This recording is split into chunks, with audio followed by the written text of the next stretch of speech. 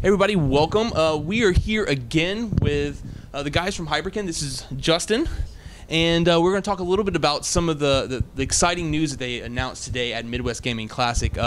What is the main thing this year that you guys are talking about? Right now we're focusing on the RetroN 5, which is going to be released very soon.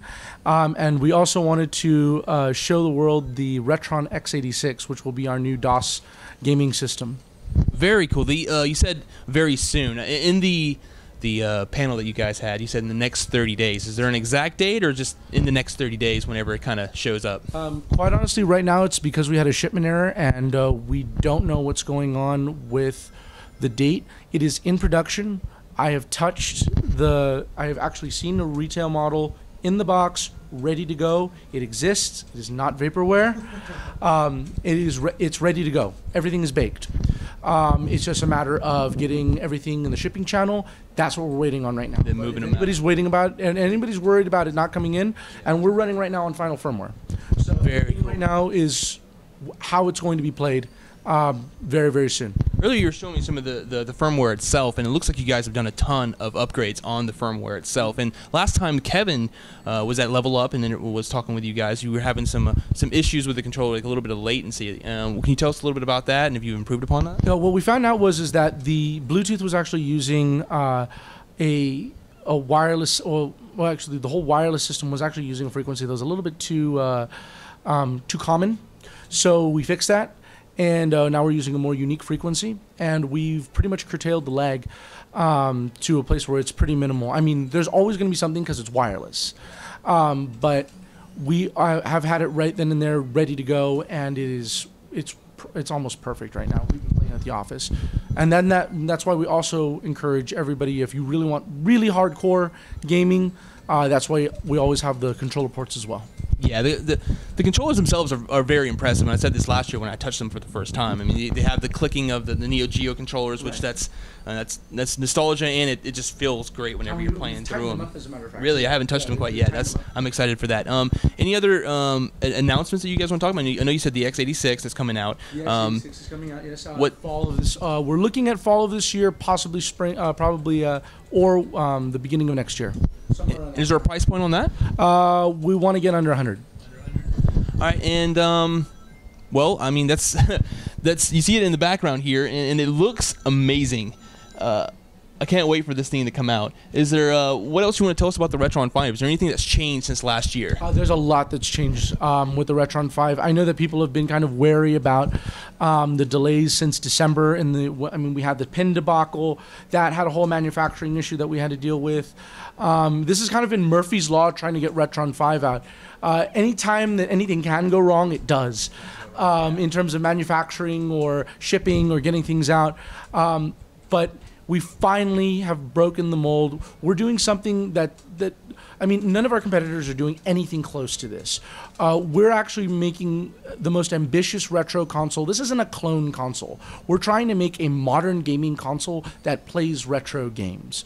And we've been able to put in a feature set that also makes sure that you can back up your game saves straight from the battery backup. Yeah, that's what I was going to ask you about next, because you were saying in the announcement about it automatically ripping some of the save files off when it has a battery backup, and I had asked about the Game Boys, because a lot of the Pokemon games, I can't tell you how many dead battery Pokemon games I have. Exactly. Can you still play the game if the battery is dead? Can you still play the game in the console? Yeah, what you do is as long as the save is fresh, even if the battery's dying, as long as you can extract the save, then you've got it.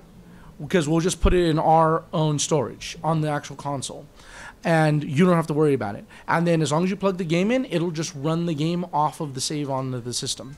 Very cool. Well, the storage itself. Let's get to that. How much and how many games can we save onto the console, and how much can people expect? Considering that they're so small, we put north of a gig in storage on there. I'm not exactly sure. It kind of fluctuates because I always end up finding out in the spec sheet, we put in a little bit more.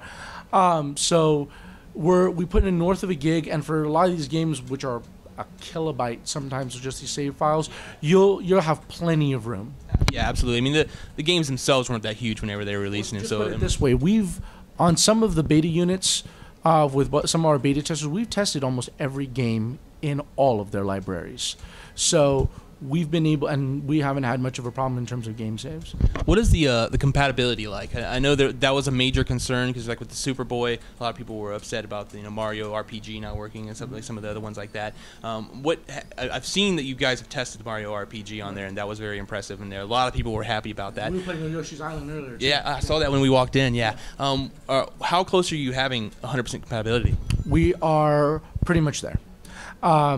This is not a clone console in the typical sense. Any actual problems that they've had, even with some of our competitors, even some of our own former products, we've actually been able to fix all those problems. And we put a post up about a week and a half ago explaining like some of the problems that we had and moving from being just a clone console to doing something that is really ambitious.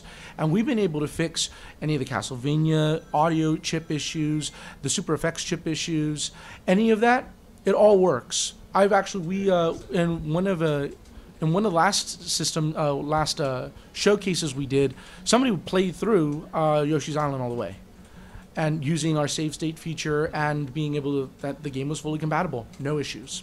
Very nice. When you touch the system, you can tell that there's you guys have put some quality into it. Just looking at it and seeing some of the other competitors done. I mean, you guys are like you said, you're being very ambitious with this, and I think that's why a lot of people are so anxious to get their hands on this because your competitor they're still trying to figure out the 3. And you guys are going forward. We've had that for 2 years. Absolutely, yeah, you have. And with the controller and everything you have put in there, we're very excited this to come out. I want to thank you for your time. Is there anything else you want to say beforehand? Pay attention to E3. And I know that there's been some stuff that people want to, I know that there's some stuff that we've been getting asked about, and we gave a little sneak peek here at MGC. I'm sure you'll probably want to post about that later on, but there's definitely some surprises coming into E3 that a lot of people have been wanting. You snuck that in there, like, ooh, you kind of popped like, ooh, I didn't mean to show that, E3, wish I could make it out there, wish I could. I can't this year. Exactly. But thank you very much for your time, and anytime when you guys actually launch it, please come on our show. We'll definitely have you guys on there. Thank you so much. Thank you, everybody. See you next time. Remember to like and subscribe. Bye.